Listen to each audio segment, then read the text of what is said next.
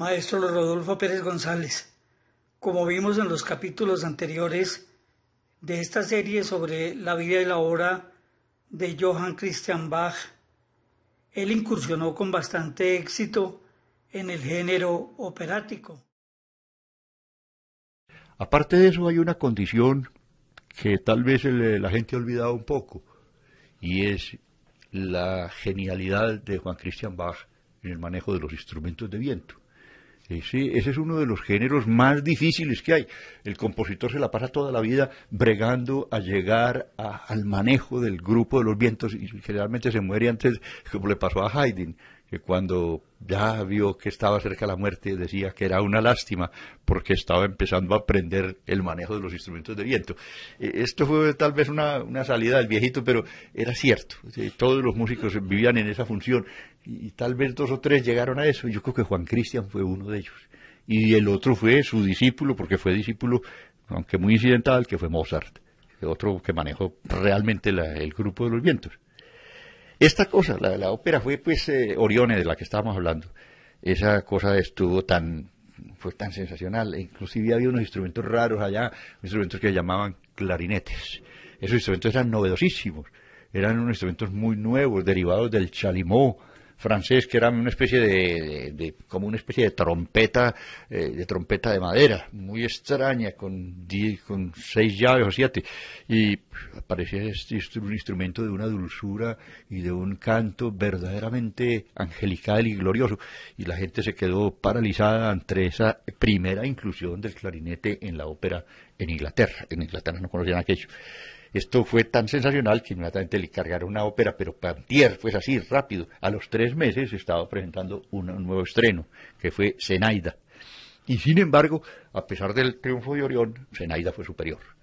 Esto fue ya apabullante, ya la gente no hablaba sino de eso, y que los que no habían ido a ver la ópera, pues estaban en turno. Y todo el mundo pasó por el Hyde Park, el teatro allá y el éxito de esta ópera fue realmente sorprendente, tanto que le dieron el nombramiento de profesor particular de la reina Carlota. Ya eso era un puesto de verdad. Esos puestos los ansiaban muchos los grandes, los músicos, porque era la manera de asegurarse un modo de pasar decente.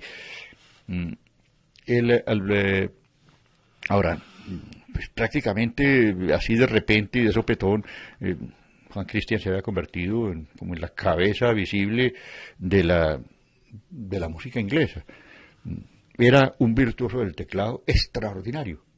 Todo el teclado para estos maestros Bach, para ninguno de los Bach, yo creo que ninguno de los Bach tenía misterios. El teclado, esos eran unos brujos, todos ellos eran extraordinarios clasicistas.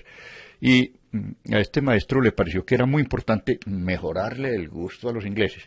Ese fue el propósito que llevó Händel cuando llegó a Inglaterra. Dijo, él venía no a hacer cosas, sino a mejorarle el gusto a los ingleses. Yo no sé si se los cambió o no se los cambió, yo creo que sí, porque los ingleses tienen un gusto exquisito.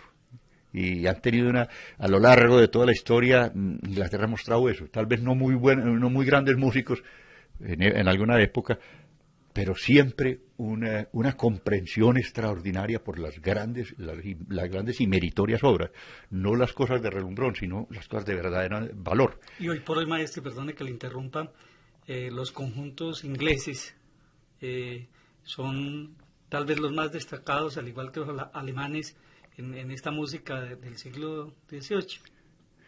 Y no solamente porque la interpretan muy bien, sino porque tal vez la toman siempre con mucha seriedad y la estudian muy a conciencia. Yo creo que eso influyó mucho.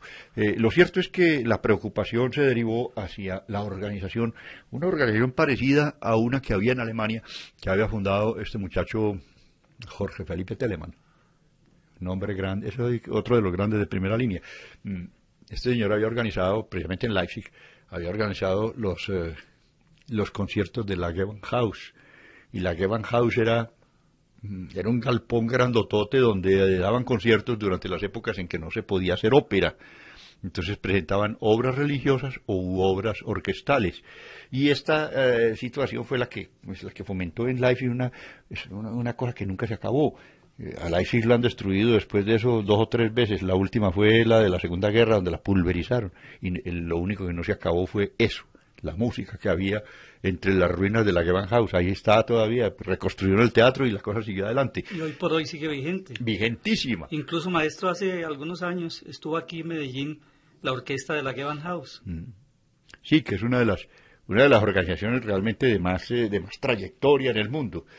Casi que se podría decir son los inventores del concierto público, porque otras cosas que hubo, por ejemplo, los promenades de París y todo aquello, eso tuvo su momento, pero también se suspendió, eso cambió por otras cosas, pero la Gewandhaus fue siempre la misma.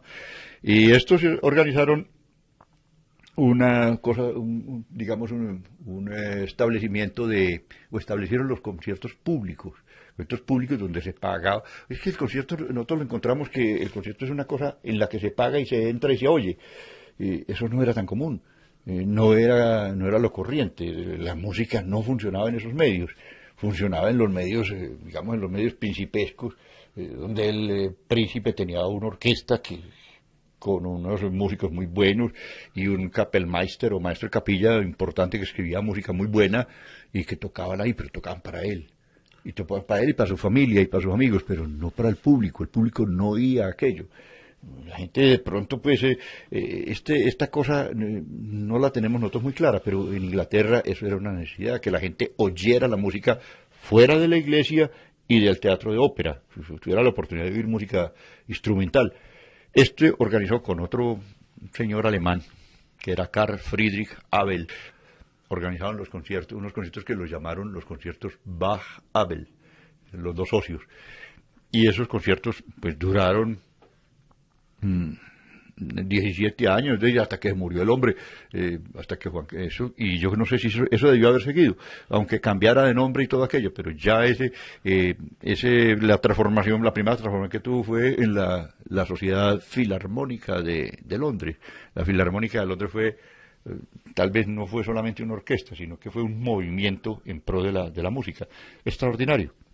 Lo cierto es que esos conciertos que se iniciaron en el año 1764, que es precisamente el año en que llegamos allá, y Mozart, el padre Leopoldo, que estaba muy bien informado realmente de qué pasaba en Inglaterra, sabía que el músico allá era Johann Christian Bach, y ligerito llevó a su niño y eso dice que se estableció una relación extrañísima entre ese señor cincuentón ya, y sabio y maravilloso, y un mocoso de 8 años, pero que se entendieron a las 1000 maravillas. Es decir, ellos fueron amigos. Se puede hablar de que hubo una amistad real entre esos dos, entre ese niño y ese señor. Y eso, las indicaciones que Juan Cristian le dio a Mozart fueron como un tesoro para él, las tuvo presentes siempre. Hay una cosa que tal vez uno de los recuerdos bellos de Juan Cristian, de Mozart, está en la Sinfonía Concertante. Las sinfonías concertantes fueron muy populares en los finales del siglo XVIII en París, pero en Londres estaba tal vez el gran compositor de eso, que era Juan Cristian. Las sinfonías con varios solistas, porque eso era llamativo.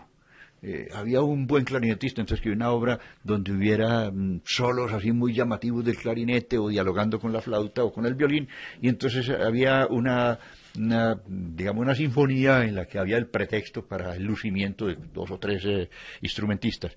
Eso fue lo que se llamó sinfonía concertante, y la sinfonía concertante tuvo una condición sobre el concierto, y era su mayor seriedad. La sinfonía siempre era una obra respetable, no había mucha lagartada ya, pues, como por buscar el aplauso allá con virtuosismo barato. Esta cosa que es de Juan Cristian, es decir, estamos hablando del año 1764, que es cuando llegan los Mozart, fue también el año tal vez de la consagración de Juan Cristian Bach. Hay un encargo que fue bastante difícil, fue la Carataco. Carataco fue una ópera que se estrenó en el 67, el público no le quedó fácil. Es decir, hubo allá una recepción muy fría que desencantó mucho al maestro Bach, que ya no se llamaba Johann Christian, sino que se llamaba John, el señor John Bach, por eso lo llamaban John el inglés, el Bach inglés.